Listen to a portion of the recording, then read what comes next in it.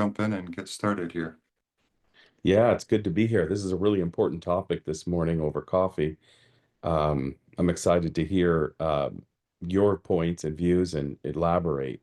So thanks, Tim, for being such a great host.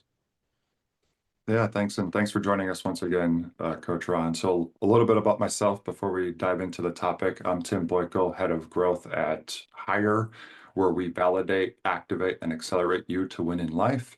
And I have with me the one and only, the great Coach Ron Kardashian. And and so we just want to dive into this here. So we have an exciting topic to discuss. So last week when we were talking, you had briefly mentioned the power of the pause. Yeah, And I really wanted to dive into that when it comes to building cultures that impact for winning and success, not only from a financial standpoint, but from a culture standpoint, because yeah, we all know how culture really impacts how an organization goes, probably a lot of times more than strategy does. yes, And yes. so with that, can you remind everyone, let's just talk a little bit about the power of the pause again from a concept, and then we'll dive in from two perspectives, the individual contributor and a leader within the organization. Yeah. Well, let's first put into proper context optimizing brain function because all of us are leaders, whether we're leaders at the home, leaders in the marketplace, leaders at a grocery store. It doesn't matter. In my book, 30-Second Solution, I wrote a very powerful bonus section at the end, and it's called the CEO Within. In other words, sometimes we say, well, gosh, I'm not a CEO, but you are in terms of optimizing your own life. You're making decisions and you're orchestrating beliefs and you're functioning day to day, and you are completely responsible for yourself. You're running your own life, not just a CEO running his own company. And I think it's important to understand that the prefrontal cortex, which is the frontal part of the brain, this is why when we're doing bills or when we're stressed, we actually rub the frontal lobe, is responsible for forethought, executive function, and quick responses. And so while the power of the pause has been talked about a lot, I wrote about this 10 years ago, and it is not just about restraint. It's about a cognitive reset. And in that, you every time you do pause, every time you do choose to be polite instead of reactionary, this is a very powerful dynamic that the brain begins to learn. And it creates instant acceleration, for people that are looking for promotion. I think companies are looking for people who are non-reactionary. Companies are looking for people who have a sense of temperance, and those type of things are very recognizable. You know, I think we can all think back to a time where we remember somebody mouthed off or somebody lost control. And while I'll be the first one to say I stand in front of that line, right, there is a certain level of diplomacy that we need as executives to operate and shift culture. Like us managers, CEOs, C-suite, SVP, you, Tim, EVP, you don't have the luxury to snap off. Oh. You know what I'm saying? Because what will happen is, let's see what happened there. Oh, this little stupid thing on Zoom, it always picks up like all these silly things. There are liable to be balloons coming pretty soon here anytime. um, Excitement, yay! yeah, exactly. Exactly. I was on a call. It was on a serious call the other day, and all these balloons went off. And we just all started laughing.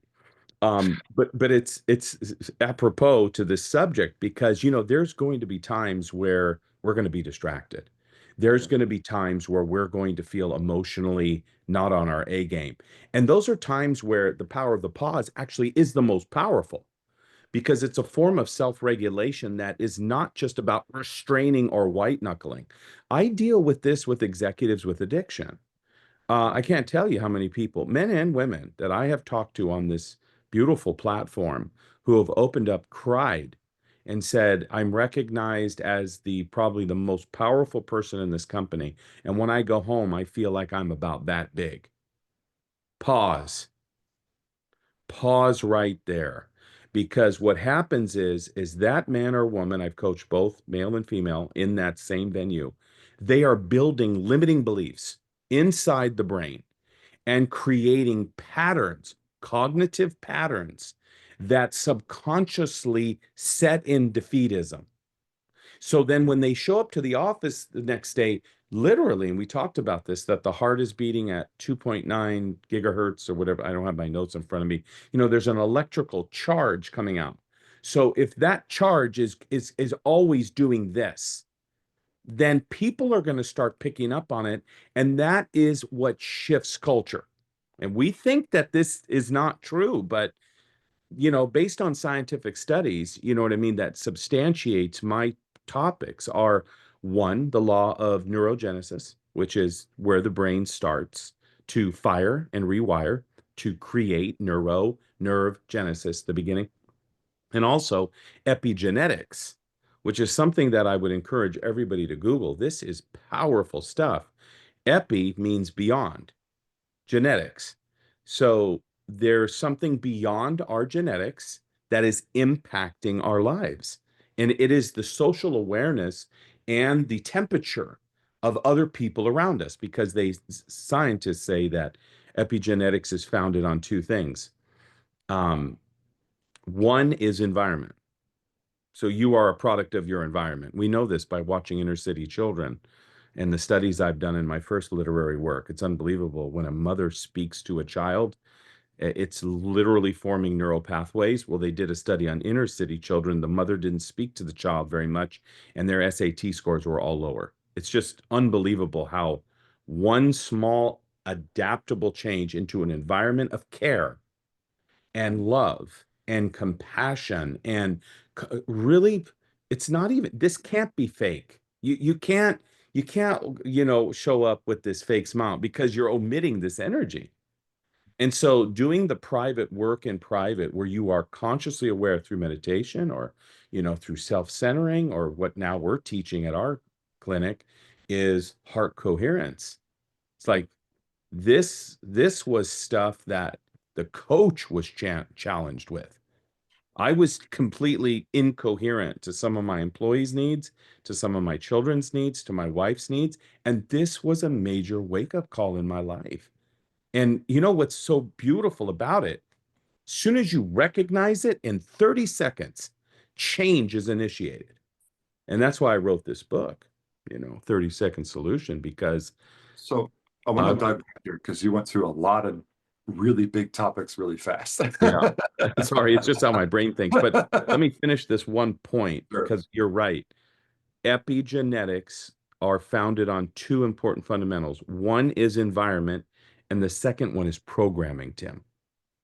I've shared this with you before. So you're coming into an environment where the programming is off. And you've got to have your own programming, and that's where the power of the pause comes in. So when we're looking at an individual contributor, and I'm going to set the scenario because I've been there. When you're in a meeting, whether you're individual contributor or even middle Yes. management, probably even has it worse in some cases. But Yes. you're in a conference room, you're walking into a conference room in the middle of the day, and you have maybe one, two, three senior directors, executives in there, and they're heated because they're coming from an investor call or Yeah. from some other high stress situation. Then they're coming in to hear a project update. You don't have good news to share. Let's say the market tanked, or Mhm. whatever. And now Yeah. you got to present to a bunch of heated executives that you don't know are heated. You have no idea Yes. where they're coming from. And then you yourself, like you were talking about, you as the manager or the individual contributor that is providing this update, you're dealing with your own things with your own life, and you're dealing with that. I want to dig into how taking even just 15 to 30 seconds to pause can Yes. help someone get reestablished quickly, one, within themselves, and two, how to quickly assess what type of stress levels they could be walking into before the meeting even begins, to kind of get an awareness of, you know what, this person might be a little snappy. This person might be on edge. They just look tense. Yes. How can the power of the pause help someone quickly educate themselves about the Yes. status of a room before they Yes. present once This they're is this, aligned? this is absolutely critical. You've already said it. It is the power of the pause. I let's reframe this a little bit, like how would suggest the individual do it. I was dealing with an executive the other day who came into this scenario. I said, I want you to master the moment before you move. Master the moment before you move. We need to tattoo that. I will tattoo it first. Um, the this 30-second pause helps professionals avoid impulsive decisions, whether in that boardroom or during a high stakes environment like you were talking about. This mindfulness tactic, when you're just pause for a second, basically gives better judgment, which translate into leadership credibility automatically. This is the pinnacle of emotional intelligence and ultimately trust. So first reframe. Deep breath in through your nose, out through your mouth. You're right outside the door. You've got to be completely coherent into the heart. I'm coaching now. Do not breathe into the lung, breathe into the heart. It's obviously going into the lung already, but consciously breathe into the heart. Why? We are exploring now that the heart actually possesses its own small brain. It's already got 40,000 neurons that are firing, and its ability to execute judgment is even more powerful than the brain. Wow. This is phenomenon. This is probably one of my most powerful coaching secrets, because then I like getting into a gym, you coming into the office or on Zoom with me or one of our coaches, and we're training you how to master this, get better and better and better. I've been working on this is brand new, Tim. You know, I've just Yeah. recently introduced, Yeah. and I have been using this for several months. I cannot believe how it's changed my diplomacy, my word structure. So, career impact. It positions individuals as thoughtful and composed. Traits often looked for in promotability right away. At least I look for that as a CEO. And of course, leadership readiness. Now, let's do a real case scenario when you've activated this part of the frontal lobe, you're fully engaged. We're talking about cultural acceleration. So there's two impacts here: career impact and cultural acceleration. Now, most people, first of all, they don't believe they carry this much power. You got just as much power as the CEO, maybe not in that company, but in your life, you do. If that CEO were to try to strangle your child, you'd slap him pretty quick, take authority over the situation. So, God forbid that it would ever happen. But what I want to coach people to understand is you are a walking powerhouse, and learning to channel that energy in a constructive manner just explodes your leadership ability. It's unbelievable. So, real case scenario. And by the way, organizations that do coach this, I was on the phone with a gentleman yesterday. We won't say his name. He's got about 700 employees, a smaller company, but he says they practice this in daily operations and reduce emotional fallout that fosters psychological safety. Yeah. So as leadership heads, you introducing this, it's going to organically begin to change your little division that will eventually be felt. Rumor will get out that this leader is very conscientious about my needs, very sensitive, very thorough, and has an extreme measure of trust in my eyes, which I established. Okay, So now go ahead. I was going to I quickly want to ask. do an actual scenario, how to Okay. do this. So, but go ahead. We can do that in Well, a that's minute. where I was going to go because for someone who's never done this before, Yeah. and there's a lot of people out there that don't know about this, they're not understanding the power of the pause and how, when you're used to just going back to back to back meetings, whether it's Zoom, Mhm. in person, like when you look at, especially some leaders, I know at times in my career, I've had 5, 6, 7 simultaneous meetings, 8, 9 hours a day, and I was sending delegates to the ones that I wasn't attending. So the people who have schedules that are that full and that overloaded, and I'm sure there are people who have schedules far more full than that, Yeah. and they're new to this. how what are some tactical things that they can start doing to teach and train themselves how to do it? And this works with individual contributor or leaders or executives. Yes. How can you start applying this today so that, as you and I know, it takes a number of days to build a new habit within you? How do they start this habit? How do they get it established with themselves first? Because Yep. it has to be established first there before it Yep. will get established in the organization. That's a great question. So there's two parts to this. One, we're going to go into the boardroom, but let's start in the bedroom. It starts in the bedroom. Um, I had to learn this the hard way, that my responses to my wife were the critical components of developing new cognitive resets. That instead of being reactionary, I was reactionary. I had to learn to pause. So you started in the bedroom in intense subjects over financial matters, the children, private schools, uh, the next car. These are just normal things of life. The water pipe, this, we need a new roof, washer and dryers out. Instead of reacting, there is a way to chamber, what I call it, and give yourself a moment to just hold the feeling that the other person is feeling. This is called empathy. This is called empathy, and a trait that at least I was not very developed in. I was very compassionate, but not very empathetic. If I didn't understand what was going on, I demanded that it would be done my way. That's not love.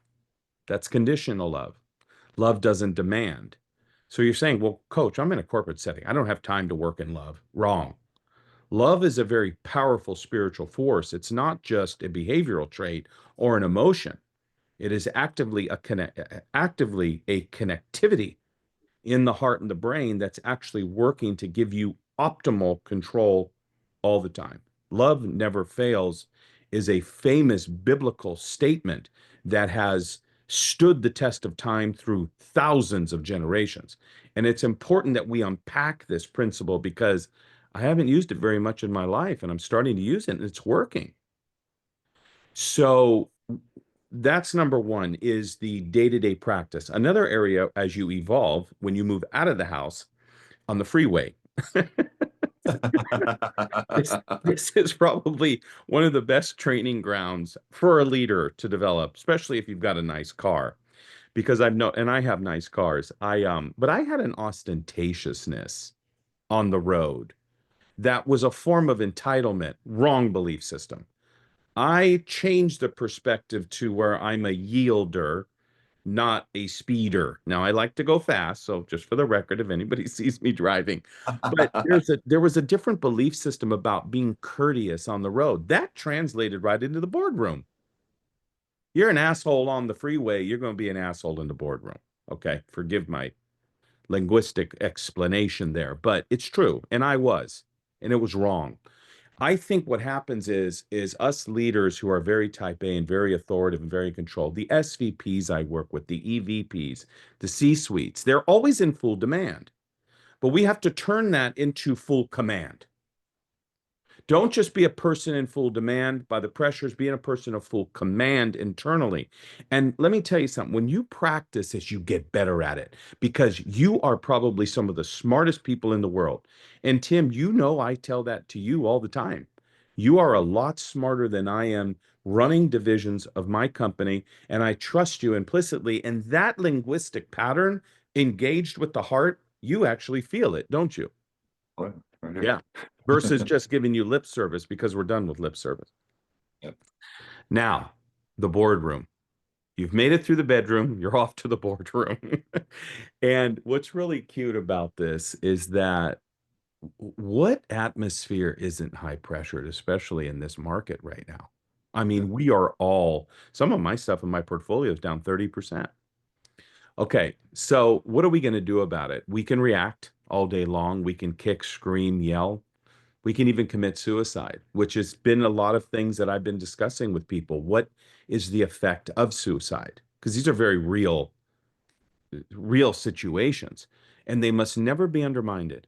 No issue is too severe or not severe. It's all about the carrier of that issue and how you process it. This is why the power of the pause is so powerful. So we can talk about suicide later. And if anybody's dealing with that, I empathize and I understand. Please call a suicide hotline. Don't wait. Your life is way too valuable. Your life is way too meaningful to end it. There's people counting on you, even people you don't know. Um, the boardroom, you've now initiated the pause. You're in the hallway. Everyone's disgruntled. They're in the office. You're the one presenting. First of all, adjust your clothes. The actual garments on a person's body, where you're wearing a hoodie in my neighborhood or a t-shirt and a nice blazer, adjust it. Give yourself some touch. The power of touch in psychotherapy is so powerful. I went through this equestrian thing where they brought a bunch of us executive men out to touch the horses. And this stuff is powerful when we are engaged in our body. And speak to yourself, I am there to not have all the answers, but to provide some sort of safety. That immediately unlocks you to try to be Mr. or Mrs. Perfect in this presentation. As you walk into the room, there is a proverb that I give every executive. I don't care what level you're on, whether you are the highest of the high or the lowest of the low, this works every time. And write this down. Humility precedes honor. Pride comes before a fall. This is an on-demand proverbial insight. It is a form of wisdom, which constitutes defense. Wisdom is a defense. If you can tap wisdom to knowledge, which is the encompassing of both behavior and emotion together, it's the application of knowledge, you applying what you know. And your knowledge is, I've just tempered myself. I'm in a state of calm. This is a very intense subject. Boom, that's wise. It's an instant click. I could draw it out. And as you approach it, humility is the first thing out of your mouth. It's thank you all for joining, a salutation. This is going to be a deep subject, and I am completely empathetic to what's going on here. I understand the pain points in this room. Let me begin. You've basically got carte blanche right after that statement. Now, there will be some arrogant, pompous people in the audience. You can't please everybody, so don't try to be a people pleaser. And that's a big issue. We can deal with that separately because a lot of us carry high levels of recognition where we want to be recognized. We're looking for the eye contact for that one person, and that's very difficult to overcome.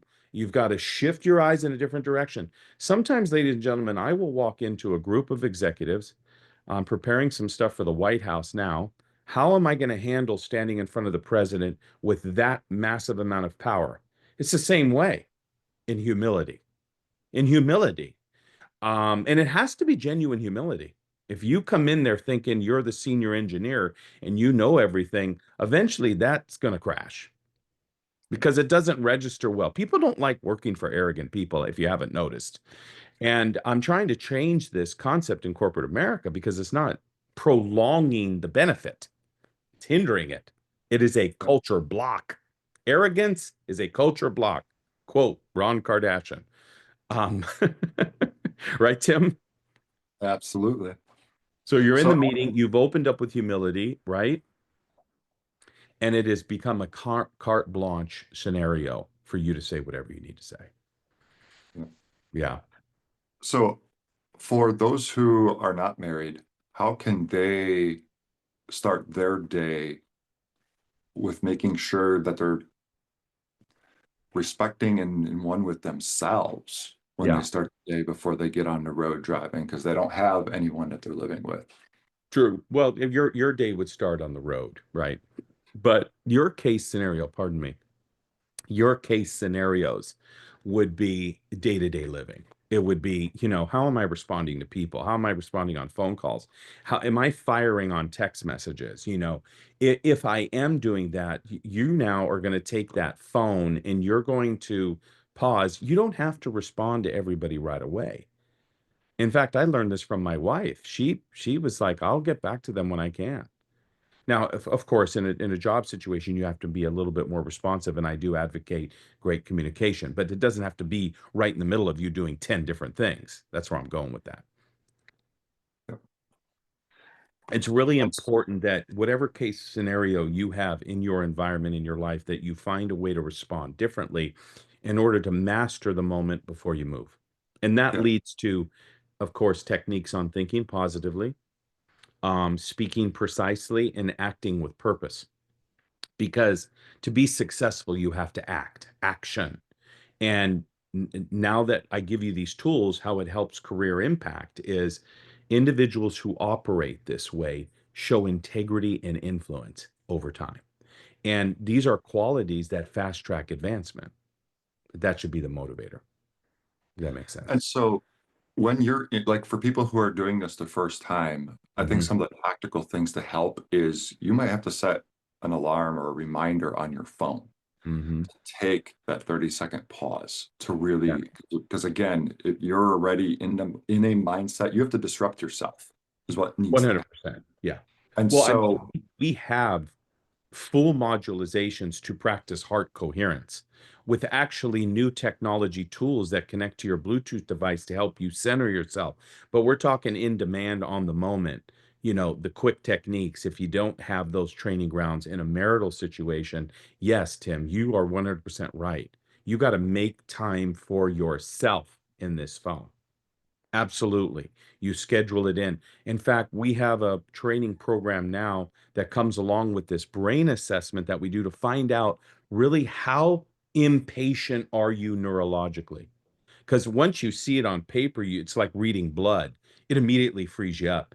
And then we attach it with this heart coherence module. And I got to get you one of these, Tim. It works amazing because as you're breathing, it actually shows the cadence of the heart, how coherent you're becoming. And to your yeah. point, once you do that, and it's called a quick coherence too, this doesn't take 30 minutes. This takes maybe 2 minutes. And Oh, as you practice this 2 minutes a day, at the end of the week, you're at 10. At the end of the month, you're at 40 minutes. You're becoming masterful at working the pause. that's awesome.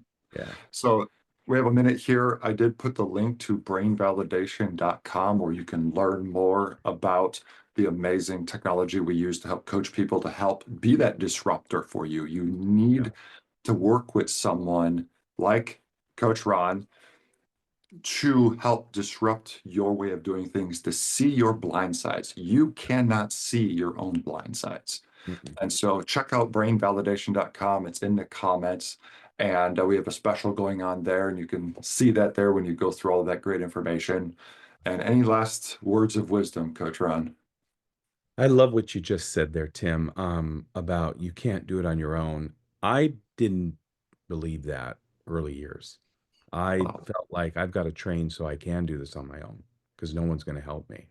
Until the day I trained a neurosurgeon, wealthier than me, more successful than me, a lot more gentler than me.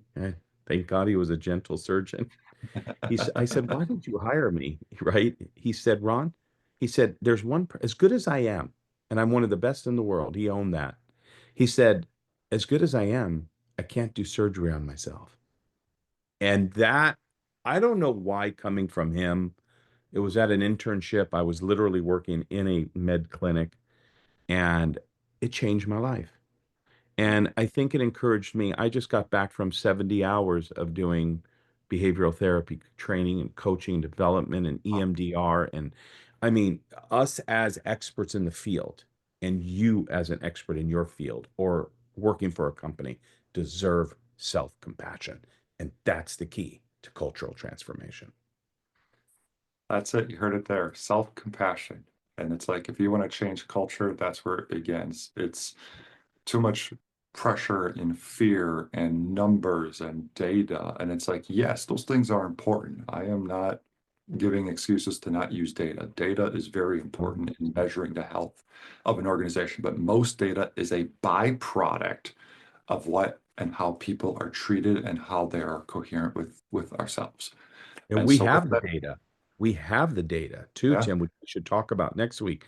We actually have a cultural DNA tool that now we're starting to use for HR departments and huge organizations that cannot master behavior upon all these different diversified sectors in the organization. So if you're a team lead and inquire that, Tim, why don't you, if you want, leave them your email in the chat. Or just reach out to me on LinkedIn, just DM me.